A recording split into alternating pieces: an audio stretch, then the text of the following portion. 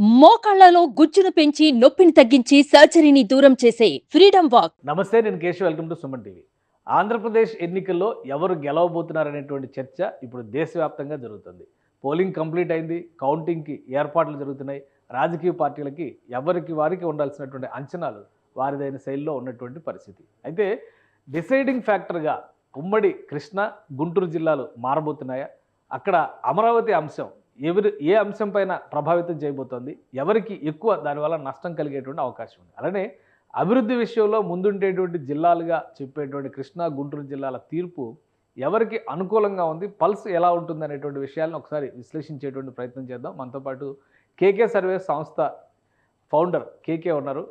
వాస్తవానికి ఈ జిల్లాల్లో కూటమికి సంబంధించినటువంటి బలాబలాలు, అలానే వైఎస్ఆర్సీపీకి ఉన్నటువంటి బలాబలాలు, ఈ రెండింటిని కూడా విశ్లేషించే ప్రయత్నం చేద్దాం. కేకే గారు నమస్తే. నమస్తే అండి. ఉమ్మడి కృష్ణ, గుంటూరు జిల్లాలో రాజకీయ చైతన్యం ఎక్కువ, ప్రతి సందర్భంలో అది చరిత్ర చెప్పినటువంటి 100%. అలానే రెండు జిల్లాల నుంచి కూడా బలమైనటువంటి స్థిరమైనటువంటి ముఖ్యమంత్రులు వచ్చినటువంటి జిల్లాలు.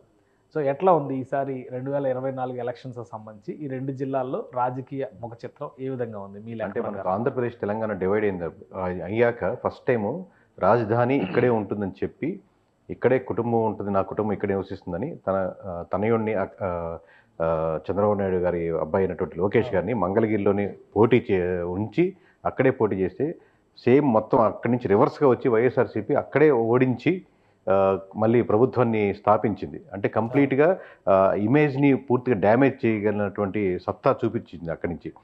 ఇప్పుడు దానికి కంప్లీట్గా రివర్స్గా కనబడుతుంది సార్ కృష్ణా, గుంటూరు జిల్లాల్లో. మిగతా సమస్యలు అంటే మీకు ఎంప్లాయీస్ అగెనిస్ట్గా ఉన్నారు, లేదా రోడ్ల సమస్యలు ఉన్నాయి, లిక్కర్ సమస్య ఉంది, లేదా జాబ్ ఉన్నాయి. దాంతోపాటు యాడెడ్గా ఇక్కడ ముఖ్యంగా కృష్ణా, గుంటూరులో రాజధాని యొక్క అంశం కూడా దీని మీద పూర్తిగా ప్రభావం చూపిస్తుంది. సో దాని రిజల్ట్ మనకు కృష్ణా, గుంటూరులో చాలా వరకు చోట్ల 90% సీట్స్, 80 to 90% సీట్స్ కూటమి వైపే మొగ్గు చూపేదానికి ఆస్కారం ఎక్కువ ఉంది. రైట్. అసలు ఈ జిల్లాలో నియోజకవర్గాలు ఏమేమి ఉన్నాయో ఒక్కసారి మనం చూసే ప్రయత్నం చేద్దాం. బలాబలాలకు సంబంధించినటువంటి విశ్లేషణ కంటే కూడా ఓవరాల్గా ఉమ్మడి కృష్ణా జిల్లాలో మొత్తం 16 నియోజకవర్గాలు ఉన్నాయి. 16 నియోజకవర్గాల జాబితా చూస్తే నూజివీడు, కైకలూరు, గన్నవరం, గుడివాడ, మచిలీపట్నం, పెడన, పామర్రు, అవనిగడ్డ, పెనమలూరు. అంటే ఇవన్నీ కూడా రాజకీయంగా చాలా ఆసక్తికరమైనటువంటి జిల్లాలు. పైన ఉన్నటువంటి 7 నియోజకవర్గాలు, అలానే ఈ కింద అంటే గుడివాడ కావచ్చు, గన్నవరం కావచ్చు, ఇవన్నీ కూడా ఎటువంటి చర్చలు జరుగుతాయంటే ఇక్కడ జరిగేటువంటి డెసిషన్స్, ముఖ్యంగా పొలిటికల్గా జరిగేటువంటి డెసిషన్స్ మరొక 4-5 నియోజకవర్గాలను ప్రభావితం చేసేటువంటి నియోజకవర్గాలు ఇందులో ఉన్నాయి. సో ఇది 9 జిల్లాలు, అందులో అలాగే 9 నియోజకవర్గాలు. 9లో మొదటి 2 నియోజకవర్గాలు ఏలూరు పార్లమెంట్ పరిధిలోకి వెళ్తాయి.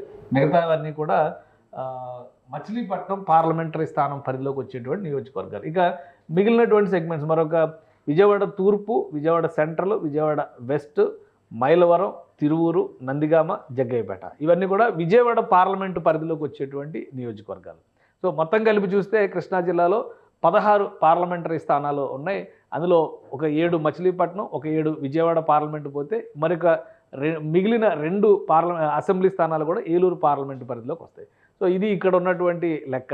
ఇంకేకే ఇప్పుడు మీరు ఓవరాల్గా 16 స్థానాలంటే లాస్ట్ టైము చాలా కష్టం మీద తెలుగుదేశం పార్టీ 1-2 స్థానాలు మాత్రమే గెలుచుకుంది. అది కూడా విజయవాడ పరిధిలో ఉన్నటువంటి నియోజకవర్గాలు, సిటీ పరిధిలో ఉన్నటువంటి నియోజకవర్గాలు మాత్రమే గెలుచుకుంది.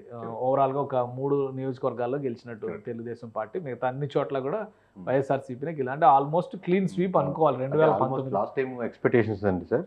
రాయలసీమలో కొంచెం జగన్ గెలిచేయచ్చు, లేకపోతే విజయనగరంలో జగన్ గెలిచేయచ్చు, కానీ రాజధాని ఉన్న ప్లేస్లో మటుకు నలిసి చంద్రబాబు నాయుడు గారు కూడా అసలు ఉన్న సర్వేలు కానీ అప్పుడు ఉన్నటువంటి వ్యవస్థలు ఆయనతో పాటు ఉన్నటువంటి వాళ్ళు ఎవరు కూడా అక్కడ విజయవాడ, గుంటూరు సైడు వైఎస్ఆర్సీపీ గెలుస్తుందని క్లోజ్ అసోసియేట్స్ కూడా ఆయన చెప్పలేదు, తెలియజేయలేదు. ఓకే.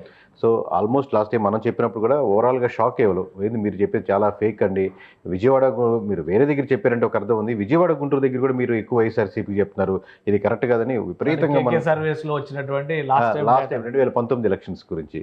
సో అలాగే ఇప్పుడు కూడా మనం ఘంటాపదంగా చెప్తుంది, ప్రీపోల్లో ఖచ్చితంగా 11 నియోజకవర్గాలు ఓవరాల్గా కూటమి వైపే ఉంటాయండి. ఓవరాల్గా 16 నియోజకవర్గాల్లో ఓవరాల్గా మీరు చెప్పే లెక్క ప్రకారం కూటమి వైపు ఈ టోటల్ దీనిలో 3 నియోజకవర్గాలు మాత్రం మిత్రపక్షాలకు ఇచ్చింది టీడీపీ.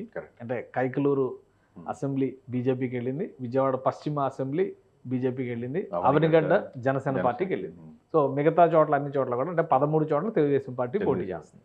సో మీ అంచనా ఏంటి? అంటే ఓవరాల్గా మనం ప్రీపోలో చెప్పిన మాట సార్, ఉన్నటువంటి 16 నియోజకవర్గాల్లో ఖచ్చితంగా ఈ 11 నియోజకవర్గాలు కూటమి వైపే వెళ్తున్నాయి సార్. ఓవరాల్గా కేవలం ఒక్క నియోజకవర్గం మాత్రమే వైఎస్ఆర్సీపీ కాన్ఫిడెంట్గా గెలిచే నియోజకవర్గం ఒకటే ఉంది. మిగతా 4 చోట్ల మటుకు నువ్వా నేనా అంత టఫ్ ఫైట్ ఉంది సార్. దీంట్లో మటుకు ఓకే.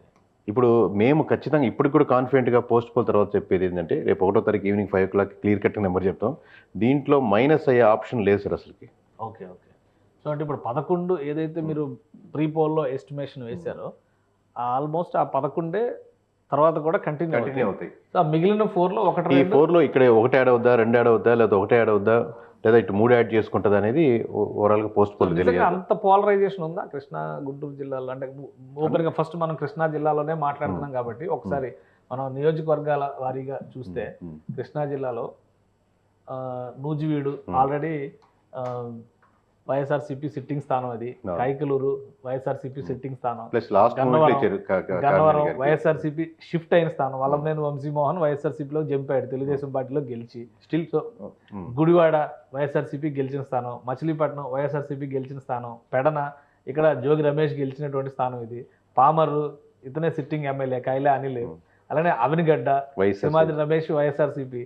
సో పెనమలూరు ఇక్కడ కూడా వైఎస్ఆర్సీపీ అభ్యర్థి కొలుసు పార్థసారథి ఇప్పుడు టీడీపీలోకి వచ్చారు కాబట్టి ఆయన వేరే చోట నుంచి నూజివీడు నుంచి పోటీ చేస్తున్నారు, బట్ వైఎస్ఆర్సీపీ సిట్టింగ్. సో ఇన్ని నియోజకవర్గాలు ఉన్నాయి, వీటిలో మీరు ఏ అంచనా ప్రకారం వైఎస్ఆర్సీపీకి ఒకటే స్థానం? అంటే ఇంతకుముందు ఎన్ని సిట్టింగ్ స్థానాల్లో వైఎస్ఆర్సీపీ గెలిచిందన్నది కాదు సార్, ఇప్పుడు నిజంగా వైఎస్ఆర్సీపీ స్థానాల్లో ఎన్ని గెలుచుకోవడానికి ఆస్కారం ఉంది అనేది రాజకీయాలు ఏ రోజుకి ఆ రోజు ఏ టర్మ్కి ఆ టర్మ్ మారిపోతూ ఉంటుంది. ఎంతమంది మీరు చెప్పినట్టు వైఎస్ఆర్సీపీ స్థానాలు ఉన్నా కానీ వీటిలో 0 రావచ్చు, 1 రావచ్చు, అదే పొజిషన్లో ఉంది ప్రస్తుతానికి. అది కాన్ఫిడెంట్గా ఇప్పుడు ఈ లెక్కలో చూస్తే ఈ 9 స్థానాలు కూడా వైఎస్ఆర్సీపీ స్థానాలు. 9 స్థానాల్లో అసలు ఒకటి కూడా రాదంటారు. అంటే మిగతా యాడ్ చేసి చూస్తే కూడా అందులో ఎన్ని స్థానాలు వైఎస్ఆర్సీపీ ఉందో చూద్దాం. విజయవాడ ఈస్ట్ ఇది టీడీపీ స్థానం, ఇది విజయవాడ సెంట్రల్ వైసీపీనే, విజయవాడ వెస్ట్ ఇది వైసీపీనే, అలానే మైలవరం ఇది వైసీపీనే, తిరువురు వైసీపీనే, నందిగామ వైసీపీనే, జగ్గేపేట వైసీపీనే. అంటే మీకు ఓవరాల్గా అక్కడ 2 సీట్లే కనిపిస్తున్నాయి. అంటే గన్నవరం ఆల్రెడీ ఆయన జంప్ అయిపోయాడు, విజయవాడ ఈస్ట్ వరకే గెలిచారు, 2 సీట్లే గెలిచారు. సో 2 సీట్లలో లెక్క చూస్తే మీకు 14 సీట్లు లాస్ట్ టైం గెలిచింది. ఇప్పుడు ఇవన్నీ కూడా మళ్ళీ సిట్టింగ్ స్థానాలు కొన్ని చిన్న చిన్న చేంజెస్ ఉన్నప్పటికి కూడా ఓవరాల్గా అసలు మీ లెక్క ప్రకారం ఎందుకు వైసీపీ పైన అంత వ్యతిరేకత ఉంది? ఒక్క అమరావతి అంశమేనా, వేరే అంశాలు? మిగతా అంశాలు ఒక అమరావతి అంశం ఒక్కటే ఉండి మిగతా అంశాలు ఏవి లేకుండా ఉండే అనుకోండి, అంటే ఎంప్లాయీస్ ఫేవర్గా ఉండే అనుకోండి. ఇప్పుడు మనం మీకు ఇంకా చెప్పారంటే సచివాలయాల్లో అన్ని నియోజకవర్గాల సచివాలయం ఓన్లీ డేటా తీసుకుంటే కంప్లీట్ సచివాలయాలు ఇచ్చింది జాబ్స్ ఇచ్చింది మొత్తం వైఎస్ఆర్సీపీ కదా సార్. మీరు వైఎస్ఆర్సీపీ చెప్పే మాట ఏంటంటే మనం ఇన్ని పథకాలు ఇచ్చాం కదా, ఇన్ని పథకాలు ఇచ్చినప్పుడు ప్రతి నెలకో 3 నెలలకో సంవత్సరానికి ఒక అమౌంట్ తీసుకుంటున్నారు. ఇంత అమౌంట్ తీసుకుంటున్నప్పుడు వాళ్ళు మనకు లాయల్గా ఉంటారు, ఇంత ఓట్ బ్యాంక్ ఎందుకు షిఫ్ట్ అవుద్ది అని అంటున్నారు. దానికి కాంట్రాడిక్టరీగా మేము చెప్పే స్టేట్మెంట్ ఏంటంటే కంప్లీట్ సచివాలయం ఎంప్లాయీసే 100 మందిని తీసుకున్నాం అనుకోండి, ఓవరాల్ స్టేట్లో 100 మెంబర్స్ తీసుకున్నాం అనుకోండి, దాంట్లో కూడా మోస్ట్ ఆఫ్ ది పర్సంటేజ్ కూటమి వైపే మళ్ళారు. అంటే మీకు జాబ్ వచ్చిన కొత్తల్లో ఉన్నటువంటి ఫీలింగ్, నాకు ఇక్కడ జాబ్ వచ్చింది స్టార్టింగ్లో అన్నట్టు ఉన్న అవకాశం సంవత్సరం తర్వాత నాకు ఇంక్రిమెంట్ ఏంటి, లేకపోతే పొజిషన్ మారట్లేదు ఏంటి, లేకపోతే అక్కడ ఇబ్బందులు ఏంటి, లేకపోతే వాళ్ళ చేత ఏ పనులు చేపిస్తున్నారు, సర్వీస్ అదే సార్. మామూలుగా మనం తీసుకుని అంగన్వాడీ టీచర్ ఎలా అయితే పనిచేస్తూ ఉంటుందో జీతాల్లో పరిగెదాలు ఉండొచ్చు కానీ పొజిషన్స్ లో చేంజ్ ఏమి ఉండదు కదా, అది ఎక్స్పెక్ట్ చేసినటువంటి వాళ్ళే కదా. వర్క్ కదా సార్, వర్క్ ఏ పరంగా చేపిస్తున్నారు అంటే వాలంటీరు పని వాళ్ళు వెళ్తే ఎక్కువ చేపిస్తున్నారా, లేదా ఒక పార్టీ పనులు ఎక్కువ చేపిస్తున్నారా, లేదా వాళ్ళకి కావాల్సిన ఇన్ఫర్మేషన్ తెప్పించుకుంటున్నారా, లేదా అక్కడ ఉన్న జాబ్ ఇష్యూస్ ఏంటి, ఎనీ జాబ్ అంటే మనకు సంవత్సరం 2-3 సంవత్సరాల తర్వాత అంత కృతజ్ఞతాభావం ఉండడం కంటే కూడా మన నెక్స్ట్ లెవెల్ ఇంక్రిమెంట్ లేకపోతే ఇంకోటి అక్కడ ఉన్నటువంటి ఇష్యూస్ని మనం హైలైట్ చేస్తూ ఉంటుంది మానసికంగా కూడా. సో ఇప్పుడు కరెంట్గా ఓవరాల్గా సచివాలయం ఎంప్లాయీస్ ఎట్లా ఉంటారు, మేము అసెంబ్లీలో వర్క్ చేసే ఎంప్లాయీస్ లేకపోతే అక్కడ ఉన్నటువంటి మొత్తం ఓవరాల్ కేటగిరీ ఎంప్లాయీస్ వెరిఫై చేసినా అక్కడ కూడా ఓవరాల్గా వ్యతిరేకత ఉంది. ఓకే. సో ఇక్కడ ఇంకా బలమైన నాయకులు కొంతమంది అంటే వైసీపీ లిస్టులో బలమైన నాయకులు ఉన్నారు. ఇప్పుడు యాక్చువల్గా మేక వెంకట ప్రతాప్ అప్పారావు అంటే నూజివీడు నుంచి ఆయన సీనియర్ మోస్ట్ లీడరు, మంత్రి కాకపోయినా కానీ ఒక సీనియర్ మోస్ట్ లీడర్. అలానే కొడాలి నాని మాజీ మంత్రి, పేరుని నాని వాళ్ళ కొడుకు పేరుని కిట్టు, అంటే ఫస్ట్ టైం డెబ్యూ చేస్తారు. నాని గారు ఆయన ఎలక్షన్స్ కంటెస్ట్ చేసినంటే కూడా కిట్టు గారి మీద ఎక్కువ కాన్సన్ట్రేట్ చేసి ఎక్కువ ఉంటుంది ఖచ్చితంగా. ఏ ఎలక్షన్స్ కి ఇంత కాన్సన్ట్రేట్ చేసి ఉంటారు. సో అంటే వీళ్ళందరూ కూడా ఇప్పుడు వల్లభనేని వంశీ కానీ, మేకా ప్రతాప్ అప్పారావు కానీ, కొడాలి నాని కానీ, పేర్ని కిట్టు కానీ, జోగి రమేష్ గారు కానీ, Jogi Ramesh, Simhadri Ramesh okay, but second time MLA కాబట్టి జోగి రమేష్. సో ఇంతమంది సీనియర్ లీడర్స్ ఉన్నారు ఇక్కడ ఈ లిస్ట్ లో. అంటే మీరు అన్నారు సార్ బలమైన నాయకులు మంత్రులు పరిస్థితి ఏంటి? ఉమ్మడి కృష్ణా జిల్లాలో ఉన్నటువంటి మంత్రులు, మాజీ మంత్రులు వీళ్ళ పరిస్థితి ఏంటి? వీళ్ళు కూడా ఓడిపోతారు. ఎందుకంటే ఇప్పుడు విజయవాడ ఈస్ట్ నుంచి మనం ఎగ్జాంపుల్ చూసామంటే విజయవాడ ఈస్ట్ నుంచి వెల్లంపల్లి శ్రీనివాస్ పోటీ చేస్తున్నారు, మంత్రి, మాజీ మంత్రి. ఆయన పోటీ చేస్తున్నారు. అలానే సామినేని ఉదయ్ విజయవాడ సెంట్రల్ ఆయన విజయవాడ వెస్ట్ నుంచి ఆయన సెంట్రల్ కి షిఫ్ట్ అయ్యారు.